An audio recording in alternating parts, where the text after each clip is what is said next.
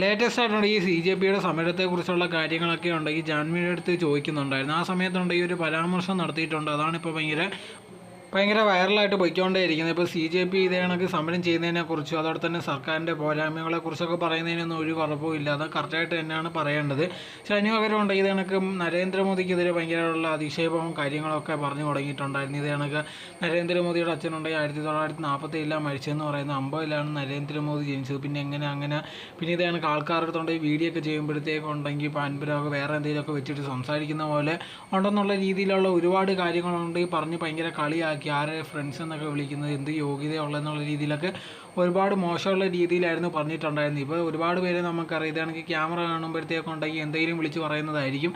ഈ ഓൺലൈൻ മീഡിയക്കാരും ഇതാണെന്നുണ്ടെങ്കിൽ ജാൻമണിയെ കണ്ട സമയത്തുണ്ടെങ്കിൽ ഇതിനെക്കുറിച്ചുള്ള കാര്യങ്ങളൊക്കെ ചോദിച്ചിട്ടുണ്ട്. ആ സമയത്തുണ്ടെങ്കിൽ ഭയങ്കര IPL ഉണ്ടെങ്കിൽ ഓരോരോ കാര്യങ്ങൾ പറഞ്ഞതാണ്. അത് പക്ഷേ അതുകൊണ്ടെങ്കിൽ കയ്യിൽ നിന്ന് പോകുമെന്ന് വിചാരിച്ചില്ല.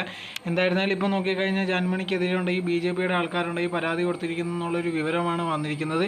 എന്തായാലും ഇതിന് മറുപടി എന്നുള്ള രീതിയിൽ അതോടെ തന്നെ ഇതിന് ക്ഷമ വെച്ചുകൊണ്ട് ജാൻമണി വേറൊരു വീഡിയോ ഇട്ടിട്ടുണ്ടായിരുന്നു. ആ സമയത്ത് ഞാൻ അങ്ങനെയൊന്നും ഉദ്ദേശിച്ചല്ല ചെയ്തിരുന്നത്, തെറ്റുപറ്റി പോയതാണ്, ഞാൻ ഉദ്ദേശിച്ചത് വേറെ രീതിയിലെന്നൊക്കെ പറഞ്ഞിട്ടുണ്ടായിരുന്നെങ്കിൽ മാപ്പ് പറഞ്ഞൊരു വീഡിയോ ഇട്ടിട്ടുണ്ട്. എന്തായിരുന്നാലും ശരി, പരാതി പോയിട്ടുണ്ട്, അറസ്റ്റ് ചെയ്യില്ല എന്നുള്ളത് ഇനി വരുമ്പോൾ അറിയാൻ കഴിയത്തുള്ളൂ.